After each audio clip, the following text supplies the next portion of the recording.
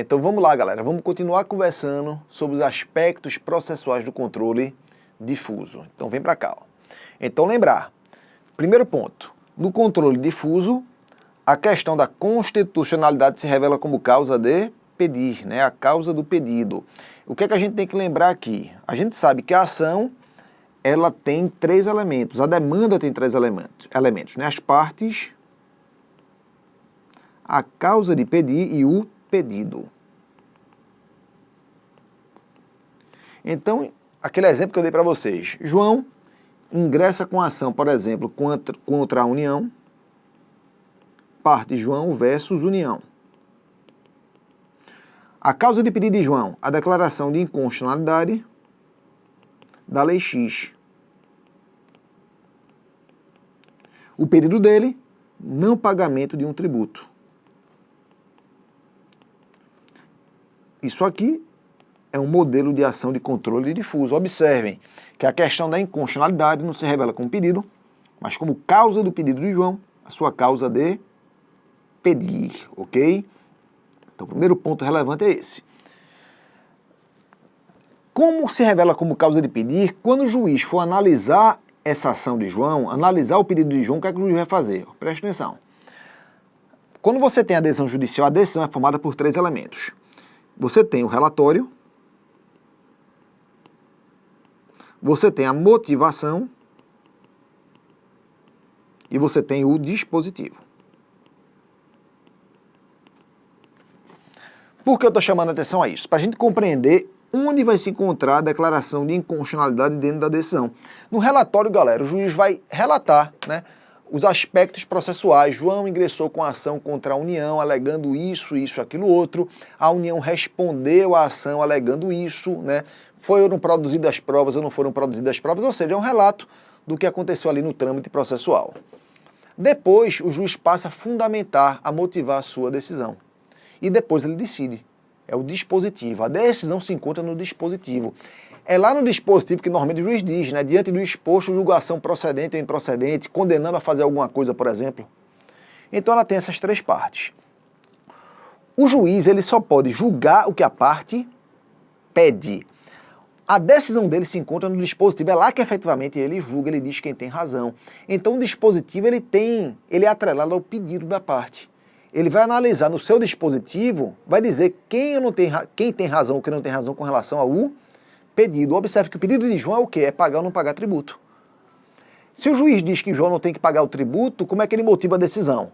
Ele vai motivar dizendo que a norma ela é inconstitucional. Então, por exemplo, se essa ação de João fosse julgada procedente, o dispositivo determinaria,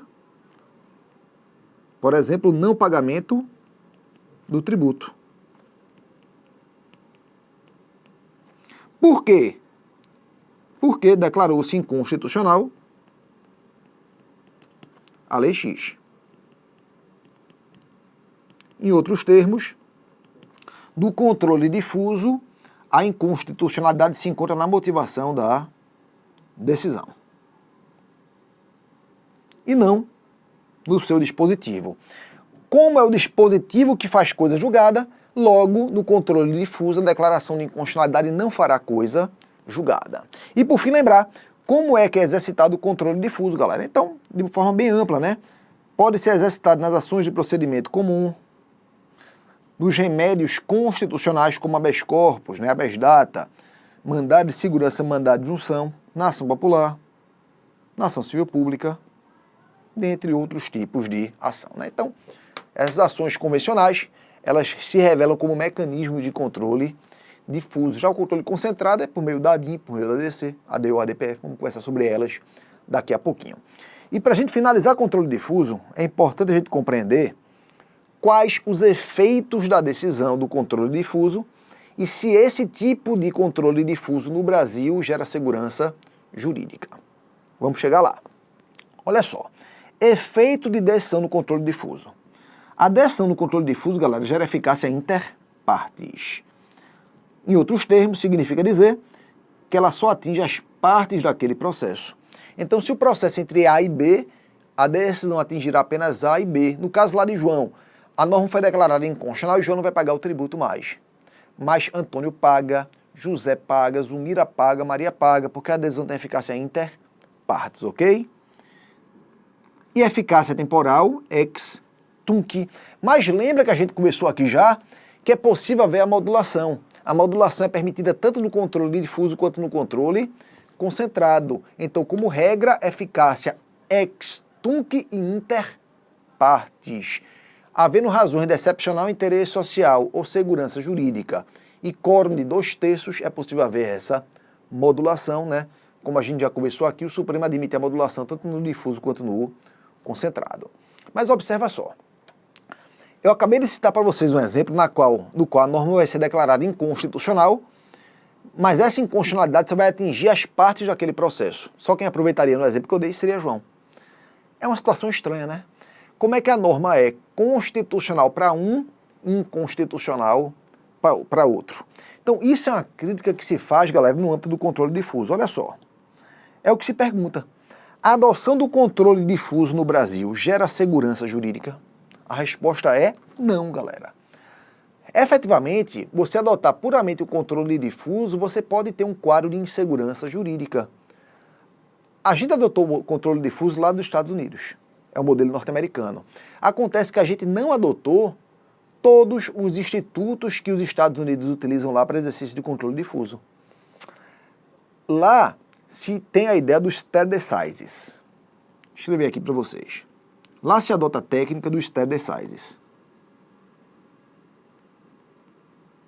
O que é isso? É o mantenha-se assim decidindo.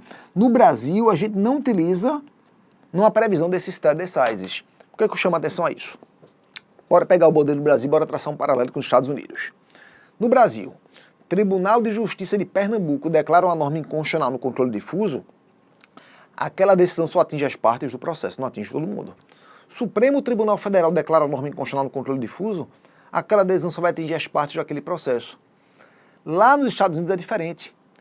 Lá, em razão dos stare decisis, eles têm uma coisa chamada binding effect. É o binding effect.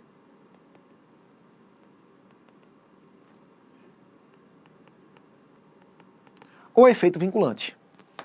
Lá, no âmbito do controle difuso, a decisão gera efeito vinculante. Então, se um tribunal inferior lá declara uma norma inconstitucional, aquela decisão vai atingir todo mundo. Se a Suprema Corte norte-americana declara uma norma inconstitucional, aquela decisão atinge todo mundo, ou seja, tem eficácia, de novo aqui, ó, erga omnes. Então, para eles, funciona perfeitamente. Porque a declaração de inconstitucionalidade vai atingir todo mundo, mesmo quando proferido no controle difuso. No Brasil não funciona assim, a eficácia ela é inter partes. Sabendo desse problema, o Constituinte lá de 1934, né, a Constituição de 34, ela possibilitou que quando o Judiciário declarasse uma norma inconstitucional, fosse possível ao Senado Federal ampliar aquela declaração para todo mundo. Pegar aquela decisão do Judiciário que tem eficácia inter partes e dar ela uma eficácia erga omnes. Constituinte de 34, a Constituição de 34 tem essa previsão. A Constituição de 88 trouxe uma previsão semelhante. Está no artigo 52, inciso 10. Bora dar uma linha nele aqui, ó. Compete privativamente ao Senado Federal. Vamos conversar sobre isso agora. A questão da resolução senatorial, do 5210, e a chamada teoria da abstrativização do controle difuso. Então, o que é que diz o 52? Compete ao Senado. 10. Suspender a execução, no todo ou em parte, de lei declarada inconstitucional por decisão definitiva do STF. Então, o Senado pode suspender essa execução. Então, primeiro, olha só, vamos tratar dos dois entendimentos sobre a aplicação do 5210. Então, o que é que diz o 5210? Quando o Supremo profere uma decisão irrecorrível, decisão definitiva, ou seja, aquela decisão que não cabe mais nenhum recurso, é possível ao Senado Federal suspender a execução dessa norma. Ele pode expedir uma resolução e suspender a execução dessa norma. Então, aquela decisão do Supremo que tem eficácia inter partes passaria a ter eficácia erga omnes. Claro que a gente só pode falar da aplicação do 5210, né, no âmbito do controle difuso. Por quê?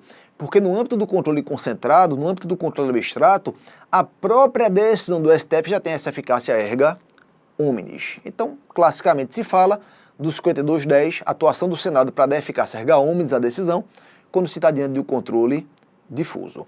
E o que é que a teoria clássica, o entendimento clássico defende, galera? Primeiro ponto, que é possível ao Senado suspender a execução da norma. Observem aqui que a gente fala que é possível, não que é obrigatório. Significa dizer que o exercício do 5210 pelo Senado é uma faculdade. O Senado pode ou não, né, exercer essa faculdade. Se o Senado optar por exercer, a suspensão será realizada por meio de uma resolução. Então o Senado ele edita uma resolução senatorial. E aquela decisão que tem eficácia interpartes passa a ter efeito erga omnes, né? Então o Supremo declarou inconstitucionalidade no processo que envolve A e B. Decisão atinge apenas A e B. O Senado edita uma resolução e fala o seguinte: essa lei está suspensa agora para todo mundo. Volta para cá. E olha só. Para que seja possível a suspensão, é necessário que o STF tenha declarado a inconstitucionalidade da norma em decisão definitiva, como a gente viu, logo não mais passível de recurso. E se ele suspende o Senado, ele suspende apenas com eficácia ex nunc, ou seja, ele suspende sem efeitos retroativos. Sem efeitos retroativos. Então, num processo entre A e B, a norma foi declarada inconstitucional. A decisão do Supremo, salvo modulação, vai gerar eficácia ex tunc para as partes do processo. E apenas elas são atingidas. Senado vai editar a resolução. Aquela decisão passa a ter eficácia erga omnes, suspende para todo mundo. Mas para os outros, a eficácia não retroativa. Será retroativa para as partes do processo, salvo se houver modulação. Para os demais, a eficácia ela é não retroativa.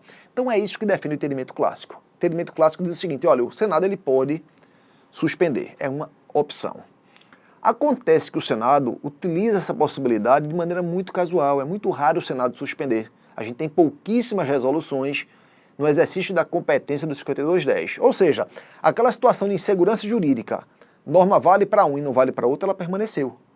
E o Supremo, com o passar do tempo, ele começou a reler o 5210 e passou a adotar uma ideia mais moderna com relação ao 5210. Essa ideia mais moderna, galera, é o que a gente chama de abstrativização do controle difuso. É a teoria da abstrativização do controle difuso. O que é que diz a teoria da abstrativização do controle difuso? O próprio nome já diz. Pela teoria, a decisão tomada em série de controle abstrato teriam efeitos semelhantes. Então, decisão em série de controle abstrato tem semelhantes efeitos à decisão proferida no controle difuso. Em termos mais práticos e objetivos, pela teoria da abstrativização, a própria decisão do STF em série de controle difuso, ela por si só já tem eficácia erga omnes. Independentemente do Senado editar ou não a sua resolução, a própria decisão do STF já teria efeito erga omnes. Então você estaria abstrativizando o controle difuso, pegando uma decisão que normalmente teria mera eficácia interpartes e dando ela eficácia erga omnes. O que é que o Supremo diz? Ele fala o seguinte: olha, o 5210 da Constituição sofreu uma mutação constitucional, ou seja, houve alteração do seu significado sem modificação do seu texto, é a chamada mutação constitucional. A Constituição e a ordem jurídica nacional, aos poucos, ela passou a privilegiar o controle abstrato, né? Seja por meio da possibilidade do Supremo editar a súmula vinculante, né? Um exemplo aí. Então houve uma releitura do 5210. Em razão disso, a própria decisão do Supremo já teria eficácia erga omnes, né? Galera, tanto no controle concentrado quanto no controle difuso, para que o Supremo declare uma norma inconstitucional, tem que respeitar a reserva de plenário. Tem que ser por maioria absoluta. Então, olha só, no controle difuso, quantos ministros devem proferir um voto pela inconstitucionalidade para ser declarado inconstitucional? Não são 11 ministros? Então, pelo menos 6, maioria absoluta. No controle concentrado, qual é o quórum? Os mesmos 6. Então, em ambos os casos, você tem a necessidade da maioria dos membros do Supremo declarar a norma inconstitucional, para que essa norma seja efetivamente assim declarada. Então, qual o sentido de você dar eficácia diferente à decisão? Uma eficácia inter partes, gerando a situação de insegurança, e outra eficácia erga omnes. Então, o que o Supremo fez? Ele uniformizou, né? Por essa leitura do controle, da abstrativização do controle difuso. Olha, minha decisão tem eficácia erga omnes, independentemente de ter sido proferida no difuso ou no controle abstrato. É o que diz a teoria da abstrativização. Quais são as críticas a ela? A crítica, galera, é a literalidade de 5210.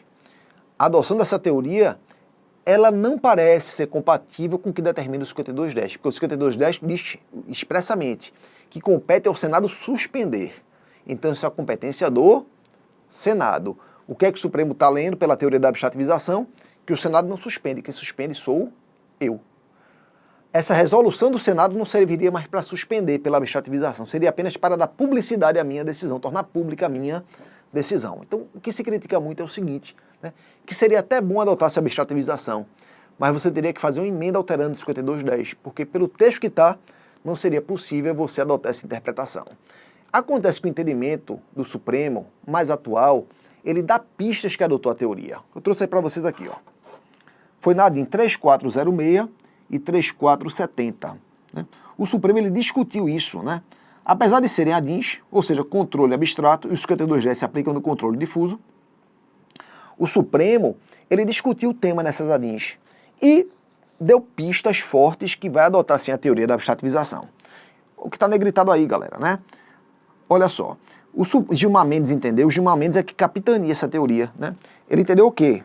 Que deveria se equalizar a decisão, que se toma tanto em série de controle abstrato quanto em série de controle incidental, né? Fazendo o quê? Uma releitura do 5210, no sentido de que a Corte comunica ao Senado a decisão de inconstitucionalidade para que ele faça a publicação, intensifique a publicidade. Então, por essa leitura, a resolução do Senado serviria apenas para intensificar essa publicidade. O ministro Celso de Mello falou ainda, né, que está diante de uma verdadeira mutação constitucional, que expande poderes do STF em tema de jurisdição, né? É uma interpretação que confere ao Senado a possibilidade de simplesmente, por publicação, divulgar a decisão do STF. Mas a eficácia vinculante resulta da decisão da própria Corte. Então, né, esse seria o posicionamento com relação à teoria da abstrativização, né? O Supremo realmente parece estar adotando essa teoria, né? Vamos aguardar mais o amadurecimento da matéria, o amadurecimento da questão, ele analisar isso novamente, para a gente poder bater de pé firme. Ele realmente adota, né? Mas o que ele diz, o que a gente consegue visualizar, é que ele dá fortes pistas que realmente adota a teoria. Para fins de prova, o que é que eu aconselho vocês a tratarem disso? Né? Depende, prova objetiva ou subjetiva. Na prova objetiva, eu recomendo vocês afirmarem na prova objetiva uma questão de prova objetiva, marcarem como correta a decisão que diz que o Supremo adota a teoria. Porque é assim que os livros estão tratando, é assim que a maioria da doutrina trata, é assim que o Supremo deixou, né, uma pista muito forte aqui pra gente.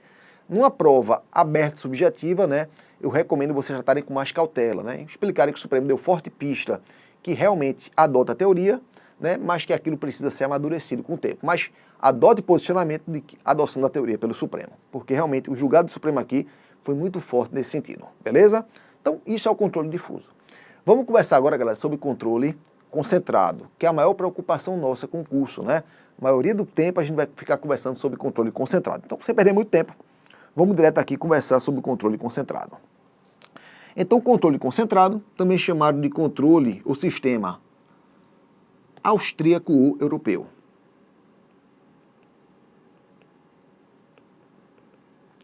Austríaco ou europeu. Então, quais são os aspectos básicos do controle concentrado? Aspectos processuais básicos do controle concentrado. Fazer aquele mesmo esqueminha que a gente fez quando explicou o controle difuso. Então, aqui, com relação à demanda, o que a gente tem que lembrar? Partes, causa de pedir e pedido. No controle concentrado, a questão da constitucionalidade faz parte do pedido. Vai constar aqui. Com relação à decisão, lembrar que a gente tem um relatório a motivação e o dispositivo. A questão da constitucionalidade vai constar no seu dispositivo, logo irá fazer coisa julgada. Então, no controle concentrado, no controle abstrato, no controle pela via principal, a questão da constitucionalidade se revela como pedido da ação, como a gente acabou de ver. Logo, fará parte do dispositivo da decisão judicial. E fará coisa julgada e exercitado no Supremo por meio da ADIM, ação direta de inconstitucionalidade, ação declaratória de constitucionalidade, ação direta de inconstitucionalidade por omissão e por meio da arguição de descumprimento de preceito fundamental, né? Então aqui no controle concentrado se ingressa com a ação e o objetivo da ação qual é? Realizar o controle de constitucionalidade. Quando alguém ingressa com a ADIM, quando o presidente da República ingressa com a ADIM, por exemplo, o pedido dele qual é? Declarar a norma inconstitucional com eficácia erga omnes, efeitos ex tunc, etc.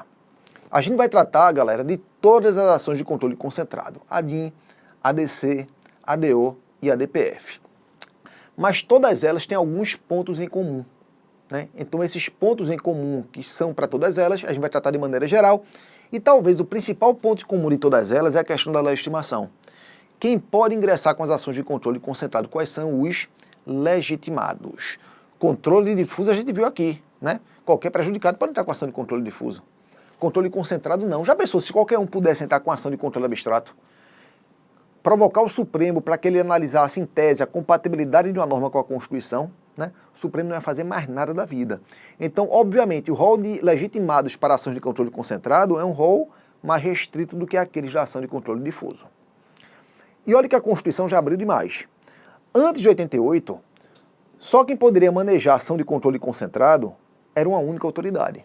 Antes de 88 era apenas o Procurador-Geral da República. Apenas o Procurador-Geral da República poderia ingressar com ação de controle concentrado, né? Antes de 88 a gente tinha basicamente duas ações de controle concentrado. A representação de inconstitucionalidade, né, que foi criada pela emenda 16, a emenda constitucional 16 de 1965, e a gente tinha também a representação para fins de interpretação. Eram as duas ações que a gente tinha. E essas duas, elas só poderiam ser manejadas por meio do Procurador-Geral da República. Significava o quê? Que muito raramente o Supremo julgava uma ação de controle concentrado. Ficava muito na mão dele, né? Do Procurador-Geral da República. Uma autoridade só no Brasil todo que poderia movimentar o Supremo para ingressar com ação de controle concentrado, para julgar uma ação de controle concentrado. A Constituição de 88, ela trouxe uma democratização do controle concentrado. O que é que isso significa? Falar que a Constituição de 88 democratizou o controle concentrado. Significa dizer que ela criou um rol amplíssimo de legitimados. A gente saiu de uma legitimação exclusiva do Procurador-Geral da República e a gente tem hoje uma legitimação plural. A gente tem cerca de 5.000 legitimados. Onde é que eles estão previstos? No artigo 103 da Constituição. Olha aqui, eu trouxe para vocês aqui. Então pode ingressar com a ADIM. Com a ADIM, né, com a ADC, com a ADO e com a ADPF. Essa legitimação, como eu falei, vale para todas as ações de controle concentrado. Vale para a ADIM. Opa. Vale para a ADIM. Vale para a ADC. Vale para a ADO. Vale para a ADPF. Vale para a ação direta de inconstitucionalidade, para a ação declaratória de constitucionalidade, para ação direta de inconstitucionalidade por omissão e para arguição de descumprimento de preceito fundamental. Pode ingressar. Então, olha aqui, ó. Presidente da República, mesa do Senado, mesa da Câmara, atenção, mesa do Congresso Nacional não tem legitimação, cuidado, é a mesa da Câmara ou mesa do Senado e não mesa do Congresso. Procurador-Geral da República, partido político com representação no Congresso Nacional. Cuidado que não é qualquer partido político. Se exige que o partido político tenha representante no Congresso Nacional. Significa o quê? Que ele tem que ter pelo menos um deputado ou pelo menos um senador. Um ou outro, não precisa ter ambos, né? Basta um deputado ou um senador, isso é suficiente para o partido político ingressar com a ação. Detalhe importante aqui, galera. Imagine o seguinte, imagine que o partido político, ele ingressou com a ação, ADIM, ADC, ADO, EDPF, tinha um deputado ou um senador apenas, e antes de o Supremo julgar a ação, ele perdeu a representação. Aquele único representante ou aqueles poucos representantes não se reelegeram ou renunciaram, enfim, foram afastados do mandato por algum motivo. E o Supremo ainda não julgou a ação. Será que a perda superveniente de representação no Congresso Nacional afeta a legitimação do partido político para aquela ação já ajuizada? Não afeta, galera. Se ele perdeu a representação, significa que ele não vai poder entrar com novas ações. Mas aquela ação que ele ingressou, quando ele tinha a legitimação, ela vai ser julgada até seu fim. Um dos princípios que rege a ação de controle concentrado é o princípio da indisponibilidade. Não se admite desistência, nem do pedido principal, nem do pedido cautelar. Se ingressou, como regra, ela vai ser julgada até o seu final. Então, a perda superveniente de representação no Congresso não acarreta prejuízo à ação já ajuizada pelo partido político. Lembrar que quem tem a possibilidade, quem tem a competência de autorizar que o partido político ingresse com a ação é o Diretório Nacional do Partido, ok? Então, só quem pode autorizar aquele partido político ingressar com a ação é o Diretório Nacional. Os diretórios locais não têm essa competência, não têm essa atribuição. Pode ingressar ainda com a DIN. O Conselho Federal da OAB. Mais uma vez, fica ligado, fica atento. As seccionais, as regionais da OAB não podem ingressar com a ação. Só quem pode ingressar com a ação é o Conselho Federal. Pode ingressar com a ação também governador de estado ou do Distrito Federal. Mais uma vez, cuidado, governador de território não pode ingressar com a ação. Governador que pode ingressar do estado ou do Distrito Federal. Governador de território está fora dessa lista, como prefeitos também não podem ingressar. Então, do executivo, quem é que pode ingressar? Presidente da República, governador do estado e governador de território. Pode ingressar ainda mesa da Assembleia Legislativa ou da Câmara Legislativa do Distrito Federal. Mais uma vez, cuidado, mesa da Câmara Municipal não pode ingressar com ação. Então, do Legislativo, quem é que pode ingressar com ação? Mesa da Câmara, ou mesa do Senado, ou mesa da Assembleia Legislativa do Estado, ou mesa da Câmara do Distrito Federal. Mesa do Congresso não pode, mesa da Câmara Municipal não pode. Galera, se a gente fosse colocar aqui prefeito e município e mesa da Câmara Municipal para ingressar com ação, só aí você teria de pronto mais de 5 mil legitimados. Já são quase 5 mil que você tem de legitimação. Se você coloca município aqui, seriam mais 5 mil. O Supremo não vai fazer mais nada da vida. E alguém pode estar estranhando, né, Mário? Como assim 5 mil? A gente só leu aqui alguns poucos. Não tem 5 mil aqui não. Olha que tem. Quantos estados a gente tem? 26, mais o DF 27. Governador pode e mesa também pode, isso aí já são 54. E você vem aqui para baixo, ó, olha só, Confederação Sindical. Galera, Confederação Sindical a gente tem milhares. Entidade de classe de âmbito nacional também tem milhares. Quando você bota Confederação Sindical, entidade de âmbito nacional, você passa de algumas centenas para milhares. Então você tem muitos legitimados. Quando a gente fala em Confederação Sindical, lembra, não é qualquer organização sindical. Quando a gente fala em organização sindical, você tem sindicatos, você tem federações sindicais e você tem confederações sindicais. Só quem tem legitimação são as confederações sindicais. Sindicatos e federações não têm essa legitimação, beleza? E entidade de classe de âmbito nacional. Então lembre que não é qualquer entidade de classe. Para ela ingressar com ação, ela tem que ter âmbito nacional.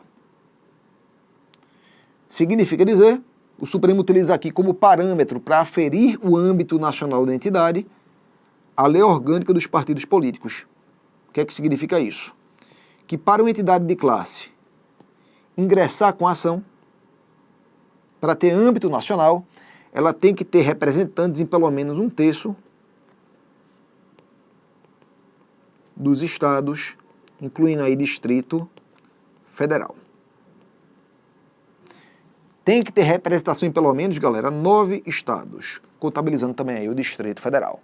Então, aquela entidade de classe que não tem representantes em pelo menos 9 estados, ela não pode ingressar com as ações de controle concentrado. Então, são esses os legitimados. Olha só o que eu falei para vocês, pessoal. Antes de 88, a gente tinha um único legitimado, Procurador-Geral da República.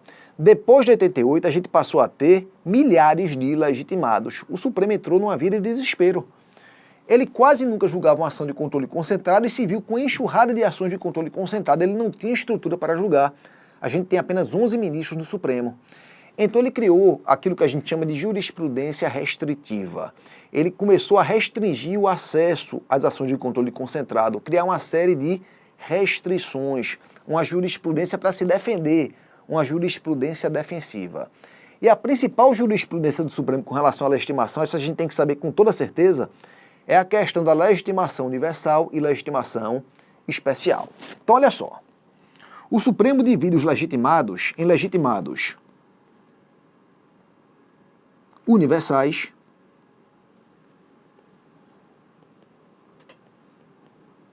e legitimados especiais. O que é que diferencia um do outro? O legitimado especial, ele tem que demonstrar o que se chama de pertinência temática.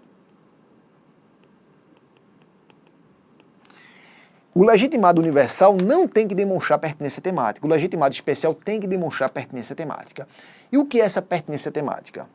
Ele vai ter que demonstrar que aquela norma, objeto da ação, de alguma forma interfere com as suas funções, com as suas atribuições, com as suas finalidades estatutárias. Então, é isso que é a pertinência temática. Demonstrar que aquela norma interfere com a sua função, com a sua atribuição, com a sua finalidade institucional, com a sua finalidade estatutária. Então, se o legitimado é especial, ele vai ter que, na sua petição inicial, fazer essa demonstração. Se o legitimado é universal, ele não precisa demonstrar. Então lembra, legitimado universal dele não se exige pertinência temática. Legitimado especial dele se exige a pertinência temática. Vamos dar aqui alguns exemplos e vou falar para vocês quem é universal e quem é especial. Primeiro ponto, para a gente memorizar quem é universal e especial, um bizuzinho aqui que eu vou dar para vocês. Lembra, a divisão entre universal e especial vem para quê? Vem para dificultar o acesso. Então pensa assim, quanto mais trabalho aquele legitimado me dá, mais dificuldade eu tenho que criar para ele. Então aqueles legitimados que dão mais trabalho são legitimados especiais. Eles devem demonstrar pertinência temática. E quando eu falo aqui em dar trabalho, é com relação à quantidade de legitimados.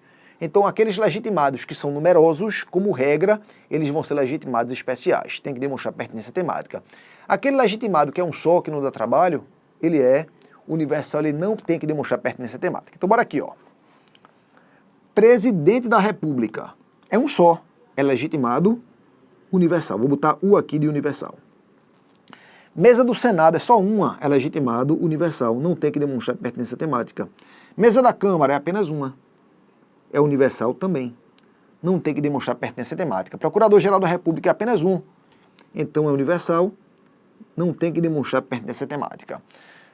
Bora pular partido político agora, daqui a pouco eu falo de partido político. Conselho Federal da OAB é apenas o Conselho Federal, então também é apenas um, ele é também universal. Agora aqui, ó. Governador do Estado e do Distrito Federal. A gente tem aqui o número de 27, dá trabalho, então é legitimado especial. Vai ter que demonstrar pertinência temática. Mesa da Assembleia Legislativa ou da Câmara Legislativa do Distrito Federal, a mesma coisa, são vários, então dá trabalho. É legitimado especial. Confederação Sindical são milhares, legitimados especiais. Tem que demonstrar pertinência temática. Entidade de classe de âmbito nacional também são milhares, legitimado especial, tem que demonstrar pertinência temática. Partido político, galera, é a única exceção a essa regra. Partido político, apesar de termos vários partidos políticos representados no Congresso, se entende que partido político representa o interesse de toda a sociedade, logo é legitimado universal. Então, o bizu para nunca mais esquecer. A quantidade é maior, legitimado especial. É apenas um, legitimado universal. Exceção partido político representado no Congresso. São vários, mas ainda assim é legitimado universal. Não tem que demonstrar pertinência temática. Com relação à pertinência temática ainda aqui, o que é importante lembrar? Você afere a pertinência temática de acordo com o conteúdo da norma. Se aquela norma interfere nas atribuições do legitimado, haverá pertinência temática. Não importa a origem da norma, importa o seu conteúdo. Exemplo. Questão boa para cair numa prova objetiva ou subjetiva de procuradoria. Imagina o seguinte, uma lei de São Paulo, uma lei do Estado de São Paulo. Será que uma lei do Estado de São Paulo pode ser impugnada viadinho pelo governador de Pernambuco? O governador é legitimado especial, tem que demonstrar pertinência. Você pode até pensar no primeiro momento, não, nada a ver, né? Uma lei de São Paulo, o que é que tem a ver com o governador do Estado de Pernambuco? Pode ter a ver. Se o conteúdo da norma interferir com os interesses do Estado, ele poderá ingressar com ação, haverá pertinência temática. Imagine que é uma norma, muito comum acontecer, que cria um benefício de ICMS, benefício esse indevido, criando uma situação de guerra fiscal. Isso interfere com o Estado de Pernambuco. Pode ser que essa norma esteja atraindo contribuintes para São Paulo em detrimento de Pernambuco. Logo vai haver pertinência temática. O governador poderá ingressar com ação. Ele vai ter que demonstrar na petição que há pertinência temática. E nesse caso, sim, haverá. Então lembra, é possível que o governador vá impugnar a norma de outro estado, se pelo conteúdo da norma ela interferir com os interesses daquele estado que o governador representa. Então é assim que você afere a pertinência temática, beleza? Então não é pela origem, e sim pelo conteúdo. E para a gente finalizar aqui a questão da legitimação, o Supremo entende que, como regra, o próprio legitimado ele tem capacidade postulatória. Ou seja, o próprio legitimado pode assinar a petição inicial da ação. Essa regra só tem 3 exceções. Quem é que tem que aqui, galera, contratar advogado, né, e não vai poder assinar diretamente a petição inicial? Então vamos aqui, ó. Primeira situação, partido político representado no Congresso. Esse aqui tem que contratar advogado. Lembrar que a procuração tem que ter poderes específicos e tem que ser otorgada pelo Diretório Nacional. Segunda situação, confederação sindical. Vai ter que contratar advogado e passar a procuração. E, por fim, entidade de classe de âmbito nacional. Então, por exemplo, se o presidente da República vai ingressar com ação de controle concentrado, ele mesmo pode subscrever a petição inicial. Se o governador vai ingressar com ação de controle concentrado, ele mesmo pode subscrever a petição inicial. E essa é a regra. O próprio legitimado tem a capacidade de postular em juízo, a capacidade postulatória. Exceção: partido político representado no Congresso, confederações sindicais e entidades de classe de âmbito nacional. Essas 3 vão ter que contratar advogado. O Supremo entende, inclusive, que a procuração que vai se passar para o advogado tem que ter poderes específicos, não pode ser aquela procuração geral. Tem que ser a procuração com poderes específicos. No caso do partido político, quem otorga a procuração é quem pode autorizar o ingresso da ação, é o Diretório Nacional do partido. Seccionais regionais não podem autorizar. Confederação sindical e entidade de classe de âmbito nacional, quem é que vai passar a procuração? Quem vai disciplinar isso é o Estatuto da Confederação, o Estatuto da própria entidade de classe, beleza? Então, o Estatuto lá social dela que vai disciplinar quem tem essa possibilidade de otorgar a procuração. Então isso é com relação à legitimação. Galera, fica aqui nossa primeira aula, né? A gente fechou a legitimação de controle concentrado. A aula que vem a gente continua conversando sobre controle concentrado. Beijo, abraço e até a próxima.